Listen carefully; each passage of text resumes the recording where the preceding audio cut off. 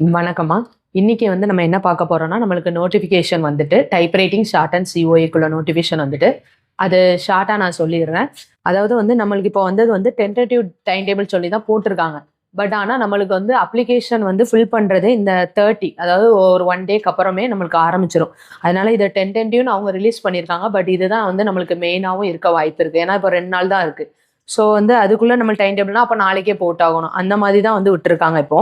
நம்மளுக்கு 30ஆம் தேதியில இருந்து பதிய ஆரம்பிக்கலாமா? இன்ஸ்டியூட்டுக்காரவங்களும் சரி, பிரைவேட்ல உள்ளவங்களும் சரி, 30ஆம் தேதியில இருந்து இந்த மாசம் 30ஆம் தேதியில இருந்து ரொம்ப நாள் கம்மியா தான் இருக்கு. நம்மளுக்கு 19ஆம் தேதி ஜனவரி வரை தான் அப்ளிகேஷன் நம்ம ரெஜிஸ்டர் பண்ண முடியும். அதுக்கப்புறம் என்ன சொல்லியிருக்காங்க அப்படின்னா, நம்மளுக்கு இந்த தடவை 2 எக்ஸாம் கன்ஃபார்மா நம்ம ஏற்கனவே சொன்ன மாதிரி தான். கம்ப்யூட்டர் பேஸ்டும் இந்த தடவை வருது. மேனுவலும் இருக்கு. மேனுவலுங்கிறது இவங்க எப்படி சொல்றாங்க அப்படின்னா, டிஎம்இ மெத்தட். டிஎம்இ மெத்தட்னா ட்ரெடிஷ்னல் மெத்தட் ஆஃப் எக்ஸாமினேஷன் அப்படின்னு சொல்றாங்க. ட்ரெடிஷ்னல் மெத்தட் ஆஃப் எக்ஸாமினேஷன்னா நம்ம ஏற்கனவே ஃபாலோ பண்ண பழைய மெத்தட். அதாவது இப்போ ஷார்ட்டன் எடுத்தீங்கன்னா பேப்பர் அண்ட் பென் அந்த மாதிரி மெத்தட். டைப் ரைட்டிங் எடுத்தீங்கன்னா மிஷினில் அடிச்சது தான் இவங்க என்ன சொல்றாங்கன்னா ட்ரெடிஷ்னல் மெத்தட் ஆஃப் எக்ஸாமினேஷன் சொல்றாங்க. இப்போ இந்த தடவைலேருந்து புதுசாக ஒரு எக்ஸாம் கொண்டு வராங்க. CBE exam, computer base examination கொண்டு வராங்க. ஷார்ட் அண்ட் எக்ஸாம் இப்போ என்னன்னா நம்மளுக்கு ஒரு 2-3 தடவை லாஸ்டா எக்ஸாம் பிப்ரவரி லாஸ்ட்ல வந்துச்சு. இந்த தடவை ஃபுல்லாவே அவங்க சொல்ற டிஎம்இ மெத்தட் பழைய மெத்தட் ரொம்ப குயிக்கா exam வருதுமா.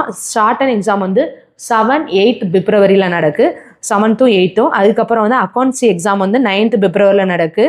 Type writing exam 14 and 15th பிப்ரவரியில நம்மளுக்கு நடக்கு. இது பழைய மெத்தட், மிஷின்ல அடிப்பீங்களா அந்த மெத்தட்.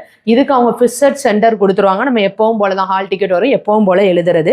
இன்னொன்று நம்மளுக்கு புதுசாக வர அந்த சிபிடி எக்ஸாம்லேயே 2 விதமாக வைக்காங்க. CBE examination, computer based examination 2 விதமாக எப்படி வைக்காங்க அப்படின்னா, ஒன்று அவங்க ஏற்கனவே சொன்ன மாதிரி இன்ஸ்டியூட்லேயே வச்சு எழுதலாம், வீட்லேயே வச்சு எழுதலாம். ப்ரைவேட் கேண்டிடேட்ஸ் இன்ஸ்டியூட் பிள்ளைகள் இன்ஸ்டியூட்லேயே வச்சு எழுதலாம். அந்த மாதிரி ஒரு பேட்ச் கொடுக்காங்க.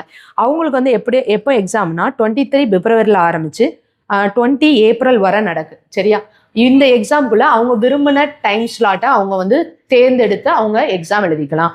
அப்படி இன்ஸ்டியூட்ல எக்ஸாம் நடக்கு அப்படின்னா அவங்க ப்ராப்பரா அந்த ரூமோ கேபினோ சவுண்ட் ப்ரூஃபா இருக்கணும் அப்படின்னு சொல்லியிருக்காங்க. அது மட்டும் இல்லாம அவங்க நிறைய பொருள், அதாவது என்னன்னா web camera, HD web camera வேணும். இப்போ எக்ஸாம் அட்டன் பண்ற போற பசங்களுக்கு பிசி ஆர் லேப்டாப் வச்சும் அட்டன் பண்ணிக்கலாம்னு சொல்லியிருக்காங்க. ஆனா அதுல நீங்க என்ன விண்டோ 10க்கு மேல இருக்கணும், 10 or 10க்கு அபோவா இருக்கணும். இன்னொன்று என்ன சொல்லியிருக்காங்க அப்படின்னா, ஹை ஸ்பீட் இன்டர்நெட் கனெக்ஷன் குறைஞ்சது 30 Mbps அது இருக்கணும் அப்படின்னு சொல்லியிருக்காங்க. அது மட்டும் இல்லாமல் கரண்ட் நம்மளுக்கு ஷட் டவுன் ஆனாலும் அதை மேனேஜ் பண்ணுற மாதிரி ஒரு இன்வெர்ட்டரோ அந்த மாதிரி இருக்கணும். அதாவது என்ன சொல்கிறாங்க, அன்இன்டரப்டட் பவர் சப்ளை. நம்மளுக்கு கரண்ட் எக்ஸாம் அட்டன் போகும்போது போயிடக்கூடாது. அதுக்குள்ள எல்லா இதையும் தயாராக வச்சுக்கணும். இன்னொன்று நம்ம ஷார்ட் அண்ட் பசங்களுக்கு ஒயர்டு இயர்ஃபோன் ஆர் ஹெட்ஃபோன்ஸ் அதையும் நம்ம ப்ராப்பராக வச்சுருக்கணும் அப்படிங்கிறாங்க. இது ப்ரைவேட் கேண்டிடேட்ஸுக்கும் உண்டு. இன்னொன்று இன்ஸ்டியூட்டில் வச்சு நான் எக்ஸாம் நடத்தணும் அப்படிங்கிறவங்களுக்கு, கம்ப்யூட்டர் பேஸ் நடத்துகிறவங்களுக்கு உண்டு. ஓகேவா? குழப்பாதீங்க. CBE exam, computer base exam 2 விதமாக வைக்காங்க. அதாவது ஒன்று என்னன்னா இன்ஸ்டியூட்டில் ஒன்று, இன்னொன்று இல்லை, இந்த ஒன்லேயே தான் இதுவும் வரும். இன்ஸ்டியூட்ல வச்சு எழுதலாம், பிரைவேட் கேண்டிடேட்ஸ் வீட்டில் வச்சு எழுதலாம். அப்படி எழுதும்போது ரூமா இருக்கட்டும், இன்ஸ்டியூட்டா இருக்கட்டும், அந்த ரூமுக்குள்ள கேபினோ ரூமோ சவுண்ட் ப்ரூஃபா இருக்கணும் அப்படின்னு சொல்லியிருக்காங்க. அதுக்கு சில திங்ஸ் இருக்கணும்னு இருக்காங்க. இப்போ 2வது ஒன்று நான் சொன்னல, சிபிடி என்ன மெத்தட், அது என்னன்னா நம்ம இப்போ எனக்கு இந்த வசதிகள் இல்லை அப்படின்னு சொல்ற பசங்க, இன்ஸ்டியூட்லயுமே இந்த வசதிகள் எங்கள்கிட்ட இல்லைன்னு சொல்றவங்க பாலிடெக்னிக்ல போய் எழுதுற மாதிரி இருக்கு. ஆனா அதோட டேட் அவங்க கிளியரா சொல்லியிருக்காங்க. எப்போ சொல்லியிருக்காங்கன்னா ஃபிக்ஸட். அவங்க ஒரு டேட் தான் கொடுப்பாங்க. இது நம்ம முன்னாடி நம்ம இன்ஸ்டியூட்ல வச்சு எழுதுறதுக்குலாம் நம்மளே செலக்ட் பண்ணிக்கலாம். இது ஃபிக்ஸடா அவங்க ஒரு டே ஸ்லாட்டை சூஸ் பண்ணி அவங்க தருவாங்க. அது 21/4, அதாவது 21 ஏப்ரலுக்கு அப்புறம் என்ன செய்யும், ஆரம்பிக்கும் அப்படின்னு சொல்லியிருக்காங்க. இந்த டென்டேட்டிவ் ரிசல்ட் எப்போ வரும் நம்மளுக்கு அப்படின்னு சொல்லியிருக்காங்கன்னா 30 ஏப்ரலும் 20 அதாவது என்னன்னா 30 ஏப்ரலில் யார் யாருக்கெல்லாம் வரும் அப்படின்னு சொல்லியிருக்காங்கன்னா, நீங்கள் இங்கே வச்சு எழுதுறீங்களா கம்ப்யூட்டர் பேஸ் இன்ஸ்டியூட்டில், நான் அவங்கவுங்க இன்ஸ்டியூட்லேயோ அவங்கவுங்க ப்ரைவேட் கேண்டிடேட்ஸ் அவங்கவுங்க வீட்லேயோ இல்லை அப்படிங்கிற பட்சத்தில் நம்ம பழைய மெத்தடில் ஃபாலோ பண்ணி எழுதணும்ல, அவங்க எல்லாருக்குமே 30 ஏப்ரல் ரிசல்ட் வந்துருவாங்க. சிபிஇல ஃபிக்ஸட் சென்டரில் போய் நம்ம எழுதியிருப்போம்லம்மா, ஃபிக்ஸட் சென்டரில் போய் நம்ம எழுதுகிறோம்.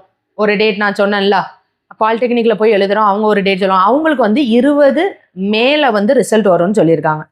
இதுல நல்ல விஷயம் என்னன்னா, டிஎன்பிசி பசங்களுக்கு ஒரு நல்ல ஒரு அப்டேஷன் என்னன்னா, டிஜிட்டல் சர்டிஃபிகேட், இ சர்டிஃபிகேட் கம்ப்யூட்டர் பேஸ்ட் எழுதுறவங்க எல்லாருக்குமே 27 மேயே வந்து நாங்க கொடுக்க ஆரம்பிச்சிருவோம் அப்படின்னு சொல்லியிருக்காங்க. ஓகேவாமா?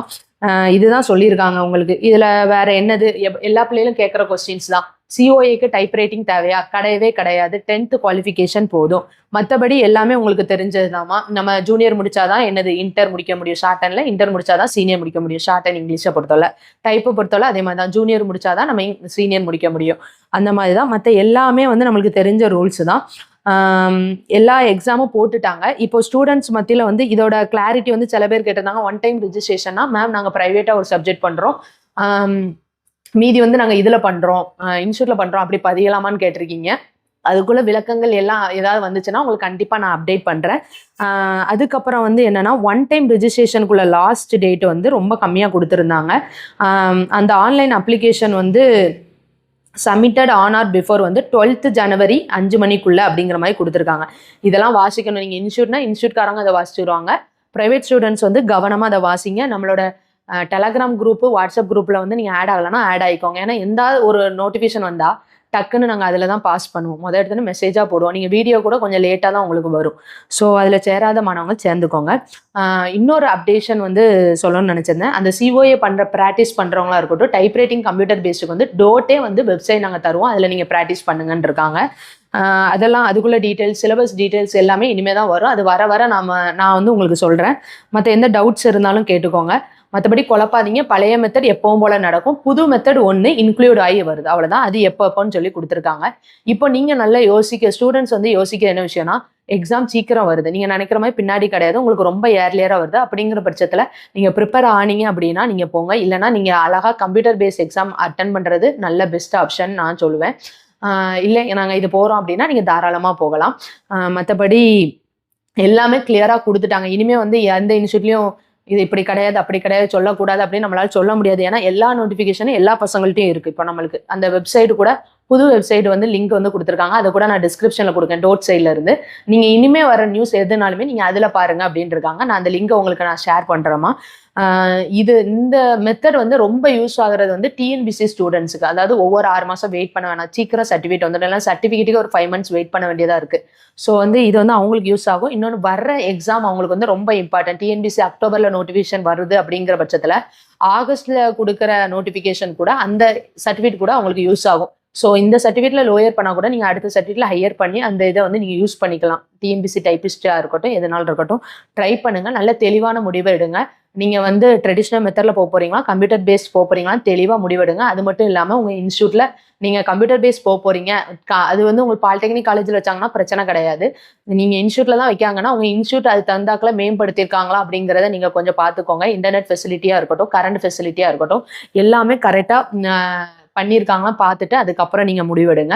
இன்னொன்று என்னென்னா, அவங்க என்ன சொல்லியிருக்காங்க, மேபி நீங்கள் தேவைன்னா கொண்டு போகலாம். ஆனாலுமே இறுதியான இது அதாவது என்ன சொல்கிறேன்னா, கம்ப்யூட்டர் பேஸ் எக்ஸாமுக்கு கீபோர்டு ஆர் ஒயர்டு ஹெட்ஃபோன்லாம் வந்து நமக்குள்ளே தான் கொண்டு போகலாம். ஆனால் அங்கே உள்ள இன்சார்ஜ் அவங்க காலேஜில் உள்ளவங்க வந்து அலோவ் பண்ணால் நம்ம உள்ளே கொண்டு போகலாங்கிற மாதிரி போட்டிருக்காங்க. இதில் உள்ள இதுவரை நான் படிச்சல எனக்கு புரிஞ்சது இதுதாம்மா. இருந்தாலும் உங்களுக்கு நான் அதில் உள்ள நோட்டிஃபிகேஷனை நம்ம வாட்ஸ்அப் குரூப்லையும் போட்டிருக்கோம், டெலகிராம் குரூப்லையும் போட்டிருக்கோம். நீங்களும் ஒன்ஸ் வந்து ஒரு தடவை நீங்கள் வாசித்து பார்த்துக்கோங்க. இதுக்கப்புறம் என்னென்ன அப்டேஷன் இருக்கோ அதை நான் சொல்கிறேன். அது மட்டும் இல்லாமல் ரீவால்யூஷன் ரிசல்ட்ஸ் பற்றி கேட்டிருக்கீங்க. எவ்வளோக்கு எவ்வளோ ஏர்லியராக நாங்கள் போட முடியுமோ போடுறோம்னு சொல்லி டவுட் சைட்லேருந்து சொல்லியிருக்காங்க. அது எப்போன்னு சொல்லலை, மேபி நம்ம நெக்ஸ்ட் வீக் எதிர்பார்க்கலாம். Thank you all. நிறைய பேர் வந்து நிறைய கேட்டுட்ருக்கீங்க.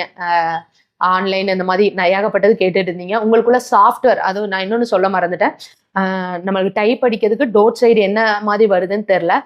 பட் ஆனால் வந்து நாங்கள் ஒரு ஓனாக வந்து ஒரு வெப்சைட் வந்து கிரியேட் பண்ணிட்டு இருக்கோம், டைப் அடித்து பசங்க பழகுறதுக்காக. அது மேபி வந்து உங்களுக்கு நான் மண்டே டியூஸ்டேக்குள்ளே பப்ளிஷ் பண்ணுறோமா இல்லை லேட் ஆகுமான்னு தெரியாது. அது பண்ணோம் அப்படின்னா அந்த லிங்குமே நான் உங்கள்கிட்ட தரேன். அதுவுமே நீங்கள் வந்து ஃப்ரீயாக டைப் பண்ணி நீங்கள் பழகிக்கலாம். மற்றபடி என்ன சொல்கிறது, என்னென்ன அப்டேஷன்ஸ் வருது அப்படிங்கிறத நான் உங்கள்கிட்ட சொல்கிறேன். Thank you all.